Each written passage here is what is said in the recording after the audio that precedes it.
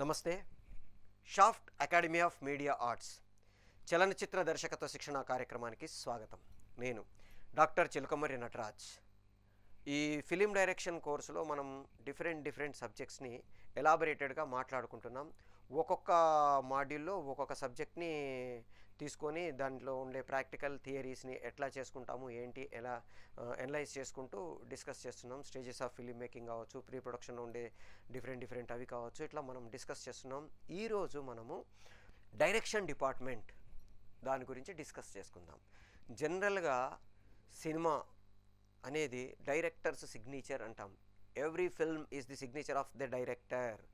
అంటే ఆ డైరెక్టర్ తాలూకు పర్సనల్ ఒపీనియన్సు, పర్సనల్ ఎమోషన్సు, తర్వాత అతని ఆలోచనలు, అతని అభిరుచులు అన్నీ కూడా తెలియకుండా ఒక సినిమాలో ప్రేక్షకులకి రిఫ్లెక్ట్ అవుతాయి. అయితే జనరల్గా ఇంటర్నేషనల్ దీని ప్రకారం డైరెక్టర్స్ పర్సనల్ ఒపీనియన్స్ని దాంట్లో రుద్దకూడదు అని ఒక స్టేట్మెంట్ ఇచ్చుకుంటాం. బట్ తెలియకుండా film is the personal statement of the director అనేది వచ్చేస్తుంది. ఇప్పుడు ఒక విశ్వనాథ్ గారి సినిమాలు చూస్తే మనకి ఆయనకి భారతీయ సంస్కృతి పట్ల, కళల పట్ల ఉండే అభిరుచి ఆయన సినిమాల్లో మనకు కనబడుతుంది. ఒక వర్మ గారిని చూస్తే ఆయనకి మాఫియా పట్ల, వాటి పట్ల ఉండే ఇంట్రెస్ట్ మనకు ఆయన సినిమాలలో కనబడుతుంది.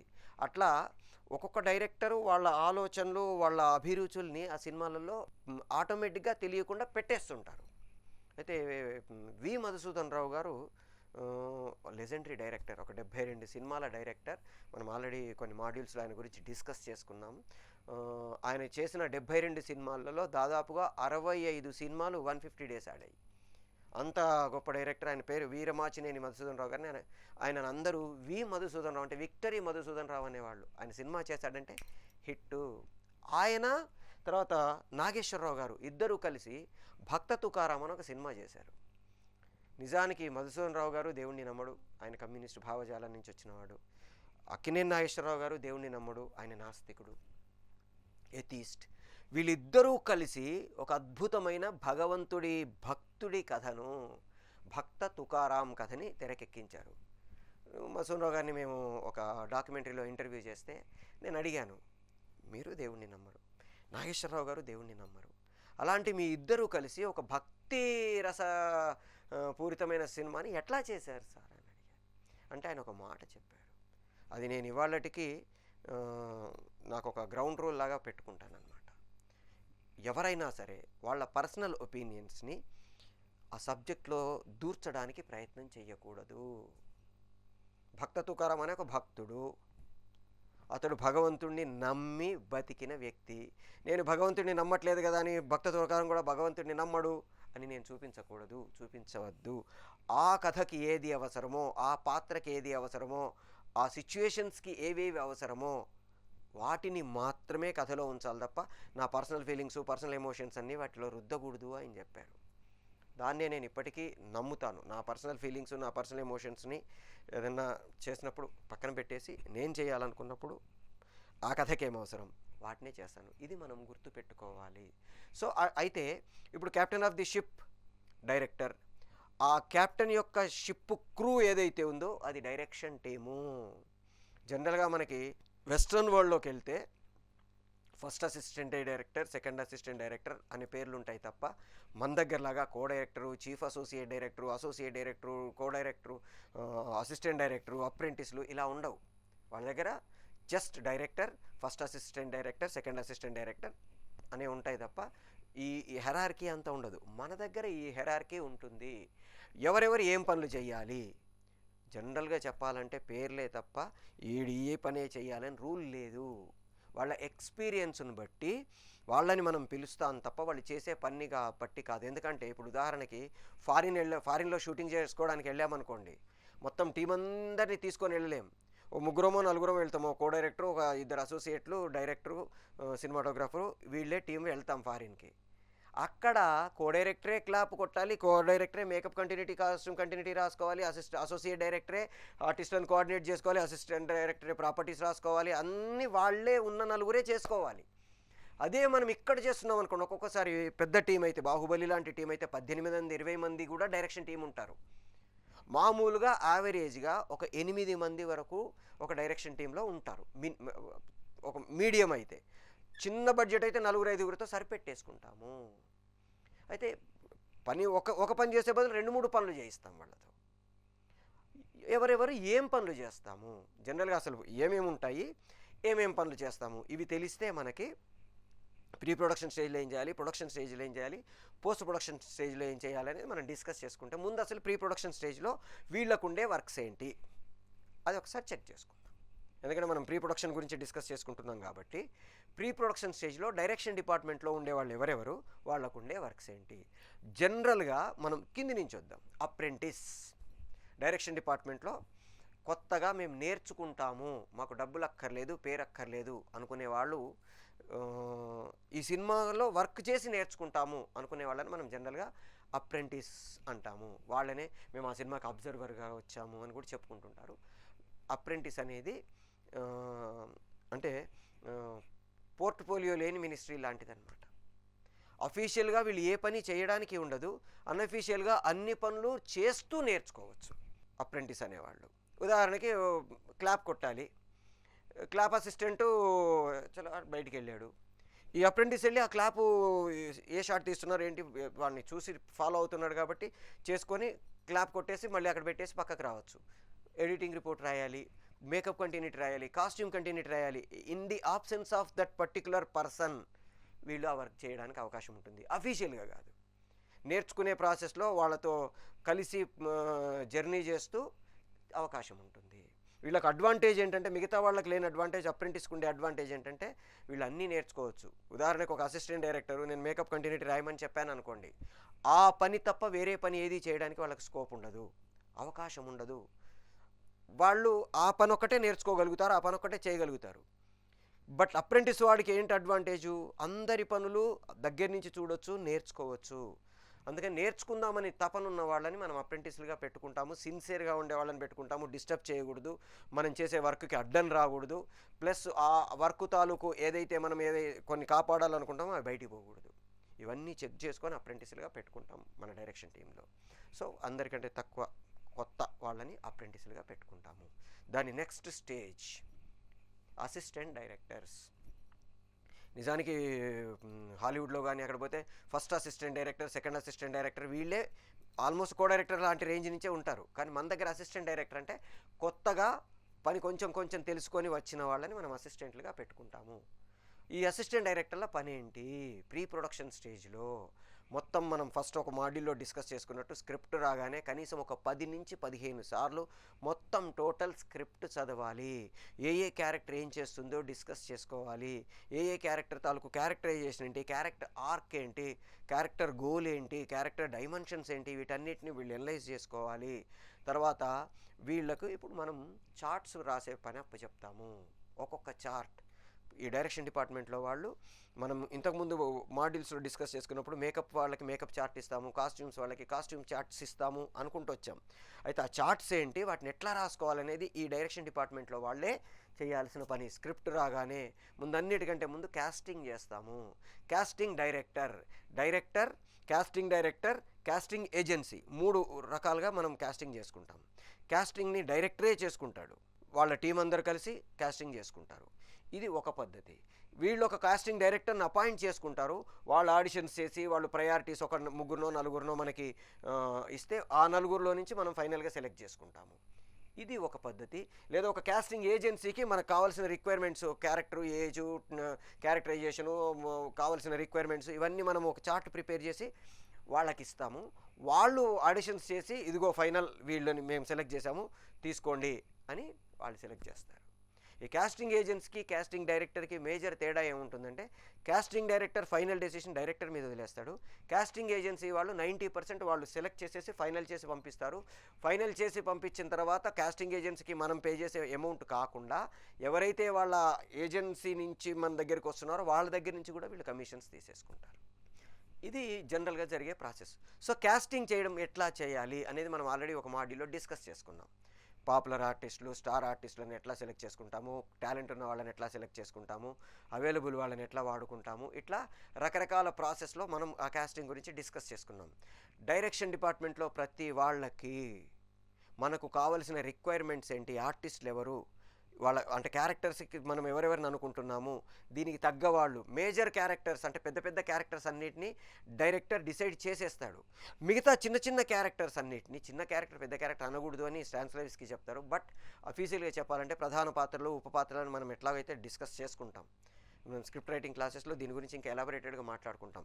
మేజర్ క్యారెక్టర్స్, లీడ్ క్యారెక్టర్స్ కాకుండా పక్కన ఉండే ఎలాబొరేట్ చేయాల్సిన దానికి అవసరమైన క్యారెక్టర్స్ అన్నిటిని కూడా డైరెక్షన్ డిపార్ట్మెంట్లో ఉండేవాళ్ళం ఎవరో ఒకళ్ళం సజెషన్స్ ఇస్తూ ఉంటాము. నాకు తెలుసు ఫలానా వాళ్ళు ఫలానా సినిమాలో బాగా చేశాడు సార్, అతను ఒకసారి మనం ట్రై చేయొచ్చేమో, ఉదాహరణకి ఈ క్యారెక్టర్కి రవిప్రకాష్ గారు బాగుంటారు సార్. ఇట్లా డైరెక్షన్ టీం అందరం కూర్చొని డిస్కస్ చేసుకొని 1 2 3 4 ఒక ప్రయారిటీస్ పెట్టుకొని, ఫస్ట్ ప్రయారిటీ వీళ్ళు, సెకండ్ ప్రయారిటీ వీళ్ళు, థర్డ్ ప్రయారిటీ వీళ్ళు, ఫోర్త్ ప్రయారిటీ వీళ్ళు, లీస్ట్ ప్రయారిటీ వీళ్ళు, ఒక 5 ప్రయారిటీస్ పెట్టేసుకొని వీళ్ళైతే బాగుంటుందా వీళ్ళైతే బాగుంటుందా, అవైలబిలిటీసు, రెమ్యూనరేషన్సు, తర్వాత వాళ్ళ యాక్సెప్టబిలిటీ, తర్వాత వాళ్ళు చేసే ప్రాసెస్, వీటన్నిటిని దృష్టిలో పెట్టుకొని మనం మొత్తం క్యారెక్టర్స్ అన్నిటికీ క్యాస్టింగ్ చేసేసుకుంటాము. మేజర్ క్యాస్టింగ్ అయిపోయింది, కానీ మొత్తం టోటల్ సినిమాకు సంబంధించిన మిగతా క్యాస్టింగ్ అంతా డైరెక్షన్ డిపార్ట్మెంట్ వాళ్ళమే చేస్తాము.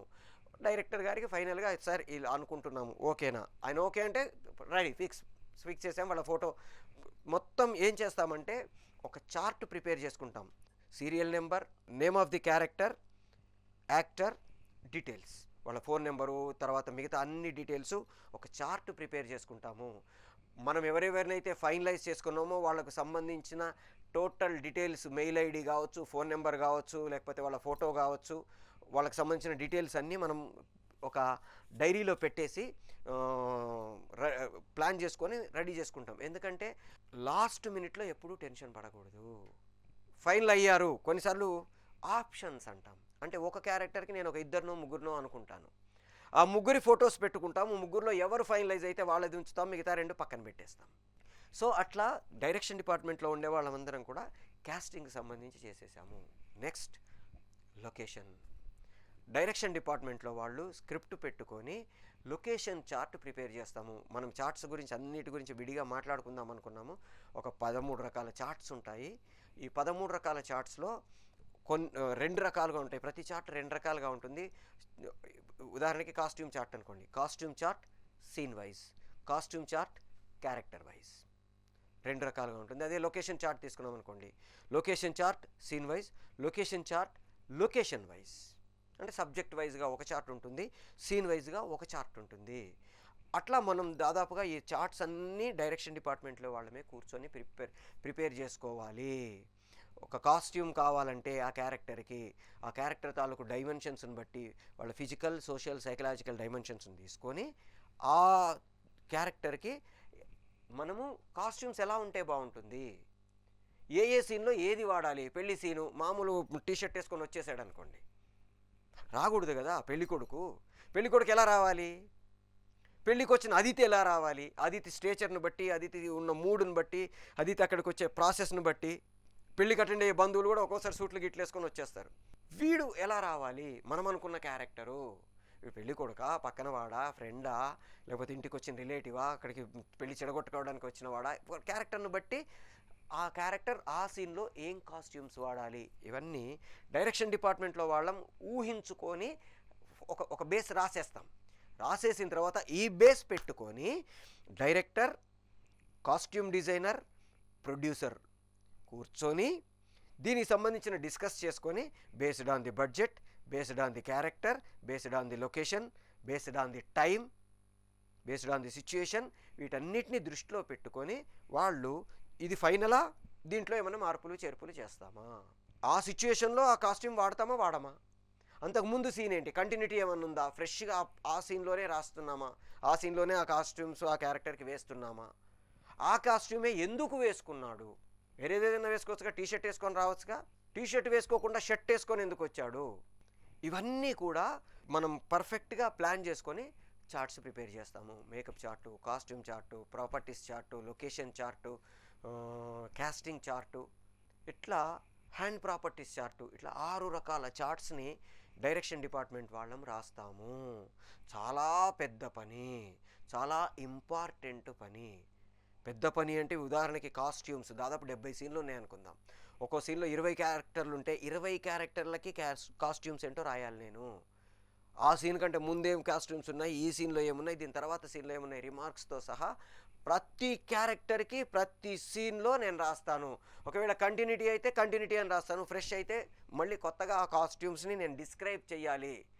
వీలైనంత వరకు ఎన్ని డీటెయిల్స్ ఎక్కువ ఇవ్వగలిగితే అన్నిటి. పింక్ షర్ట్ అని రాసి వదిలేయద్దు. పింక్ షర్ట్ హాఫ్ షర్టా, ఫుల్ షర్టా, కాలర్ ఉందా, కాలర్ లేదా, టీ షర్ట్ టైపా, షర్ట్ టైపా, లాంగ్ హ్యాండ్సా, ఎలాంటిది, ఇన్ని డీటెయిల్స్ని నేను ఇవ్వాలి. అట్లాగే మేకప్, ఘాటు, మొహం మీద ఘాటు, మొహం మీద ఘాటు అంటే ఇక్కడ మొహమే, ఇక్కడ మొహమే, ఇక్కడ మొహమే, ఇక్కడ మొహమే, ఇక్కడ మొహమే, ఎక్కడా, అది ఎంత డెప్త్తో ఉంది, ఏ కలర్లో ఉంది, ఎంత అంటే దేనివల్ల గాయమైంది, అది ఎన్ని రోజులు ఉంటుంది, కంటిన్యూటీ ఏంటి, కంటిన్యూటీ మారుతున్నా కొద్దీ దాంట్లో తగ్గుదల ఎట్లా చూపిస్తాము, ఇంత డీటెయిల్డ్గా మనం రాసుకుంటూ వెళ్తే ప్రాబ్లమ్స్ రావు. మనం తర్వాత ఒక కంటిన్యూటీస్ గురించి మాట్లాడుకున్నప్పుడు డిస్కస్ చేసుకుంటాం. ఓ సినిమా లిఫ్ట్లో షూట్అవుట్ అవుతుంది. షూట్అవుట్ అయినప్పుడు కరెక్ట్గా రైట్ సైడ్ ఫోర్ హెడ్ మీద బుల్లెట్ ఉంటుంది. అమ్మాయిని రూమ్లోకి తీసుకొని వస్తారు, తీసుకొని వచ్చేసరికి లెఫ్ట్ సైడ్ ఉంటుంది.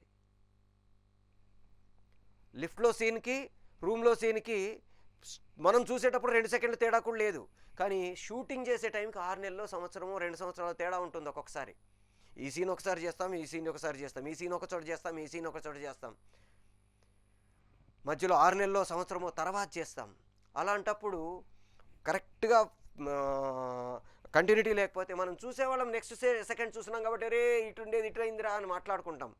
మీకు ఇప్పుడు యూట్యూబ్లోకి వెళ్తే 272 mistakes in Baahubali, 572 mistakes in RRR, 17 mistakes in Guntur కారం, 170 మిస్టేక్స్ ఇన్ సైంధవ, ఇట్లా మనకి లిస్టులు వస్తాయి.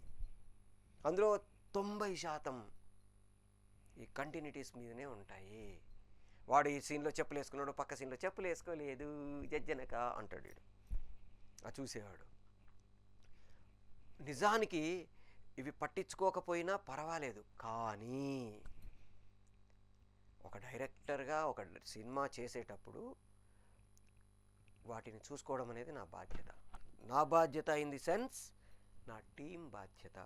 దర్శకుడు ఒక్కడు ఏమీ చెయ్యలేడు, స్టాంప్ వేసుకుంటాం దిస్ ఇస్ మై ఫిల్మ్ అని, కానీ డైరెక్షన్ టీము, క్రూ అందరూ కలిసి దాదాపుగా ఒక 250-300 మంది కలిసి పని చేస్తేనే సినిమా సక్సెస్ఫుల్గా బయటకు వస్తుంది.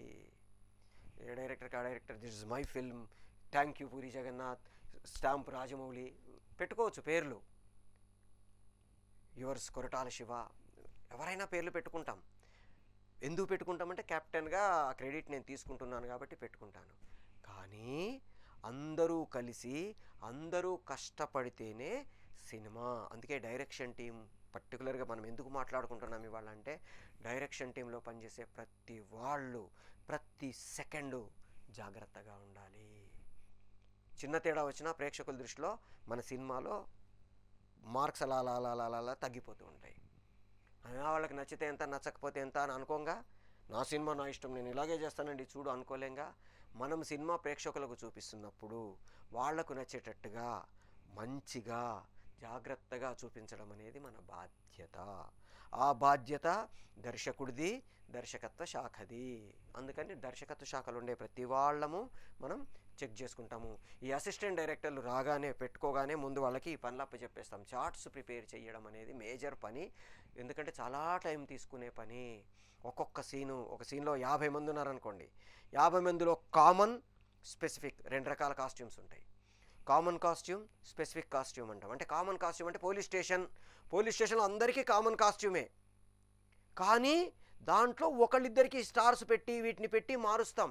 ఎస్ఐయా, సిఐయా, ఏసీపీయా, డిఎస్పీయా, ఇంకొకళ్ళ వాళ్ళ రేంజ్ని బట్టి, వాళ్ళ హోదాను బట్టి, వాళ్ళ డిగ్నిటీని బట్టి, వాళ్ళ డిజిగ్నేషన్ను బట్టి వాళ్ళ క్యారెక్టర్కి మనం ఏం కాస్ట్యూమ్స్ వేయాలి. కొంతమంది ఇప్పుడు పర్టికులర్గా ఐపీఎస్ ఆఫీసర్స్ ఉంటారు, వాళ్ళకి యూనిఫామ్ కంపల్సరీ కాదు, వాళ్ళు టీషర్ట్ వేసుకొని కూడా డ్యూటీలో ఉండొచ్చు. ఎందుకంటే 24 hours డ్యూటీ క్యాడర్స్ అంటాం వాళ్ళని. వాళ్ళు మామూలుగా టీషర్ట్ వేసుకొని కూడా డ్యూటీకి వెళ్ళిపోవచ్చు, కండిషన్స్ అప్లై. పరేడ్ లాంటి ప్లేస్కి వెళ్ళారనుకోండి, మామూలు క్యాప్స్ కాకుండా వాళ్ళు ఒక రౌండ్ క్యాపు ఎంబ్లమ్ ఉన్నది పెట్టుకోవాలి.